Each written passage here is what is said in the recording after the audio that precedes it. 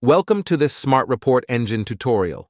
In this video, we'll introduce you to the power of the Smart Report Engine and show you how it can help you generate dynamic reports directly from your code projects. Whether you're a PHP developer or a data enthusiast, this tool is designed to simplify the process of creating informative reports from your database. In this tutorial, we will focus on getting started with the Community Edition so that you can harness its capabilities right away. The first step is to download the Community Edition. Once you click the Download button on our website, mysqlreports.com, in the Documentation section, you will be directed to GitHub, where you can either download the package or clone the repository. Alternatively, if you prefer using Composer, simply copy this command to download the project.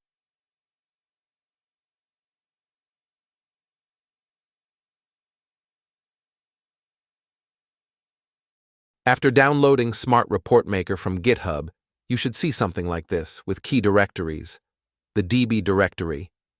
This contains a sample MySQL database that you'll require if you intend to run the examples included in the engine. We will delve into this database later in the tutorial. The examples directory.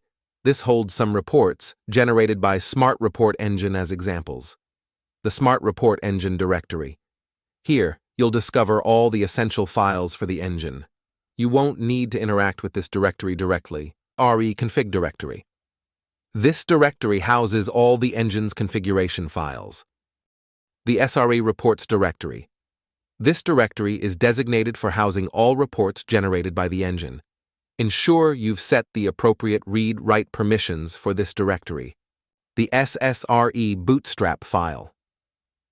This serves as the autoloader file that your PHP scripts will require if you're using the engine, unless you opt for Composer, which functions a bit differently.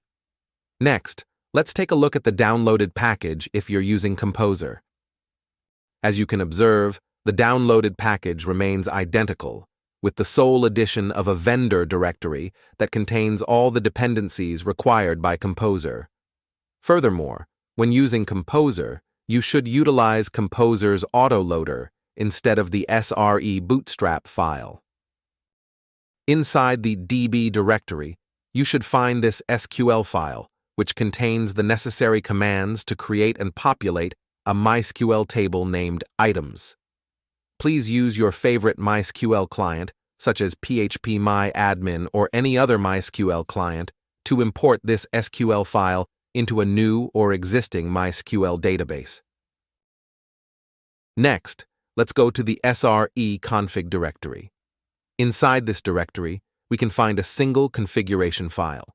We can open this configuration file with any text editor to input the connection parameters for the database, where we imported the SQL file in the previous step. That's all there is to it. Now, we're prepared to execute the examples in the examples directory and examine the reports generated from each example. To execute any example, simply access its URLs from your web browser. In the next videos, we will walk through the code of each example.